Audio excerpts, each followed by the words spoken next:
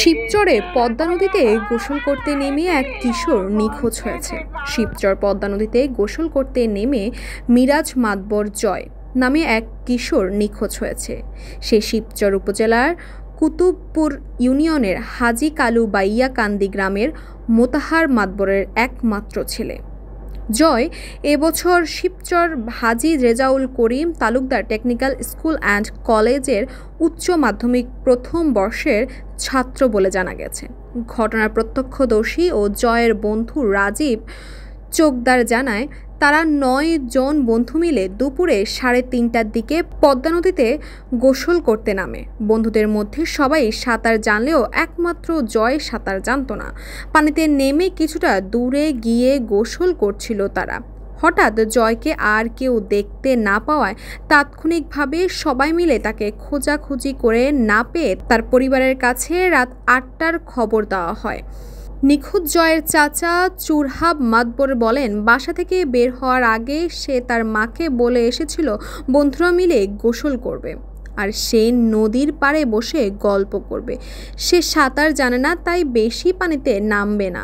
বাবা মায়ের একমাত্র ছেলে জয়।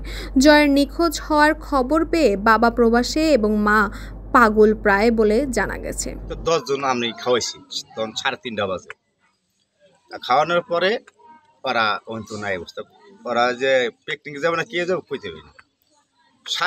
7:30 বাজে বাজার খবর পেলাম যে এই ঘটনা, যে ওরা পিকনিক গেছিল।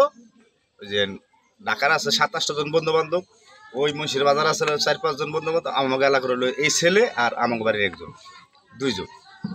রাত 9টা বাজে আমি বাড়িতে আসছি, আর দেখি বাড়িতে অনেক মহিলা।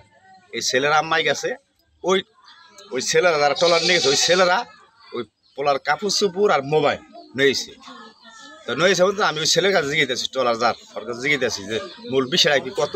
কইতে কইতে শিবচর ফায়ার সার্ভিসের ইনচার্জ তপন কুমার ঘোষ জানান, খবর পেয়ে ঘটনাস্থলে উদ্ধার অভিযানের কাজ শুরু করা হয়। সকাল 8টা থেকে দুপুর 2টা পর্যন্ত মাদারীপুর থেকে একটি ডুবুরির দল অভিযানে যোগ দেয়। আমরা এখন পর্যন্ত তার কোনো সন্ধান পাইনি। সম্ভবত প্রবল স্রোতে ভেসে গেছে বলে জানান তিনি।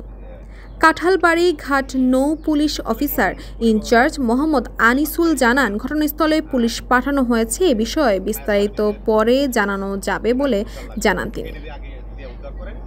তাসপিয়া তাবাসসুম, এই সময়, ঢাকা।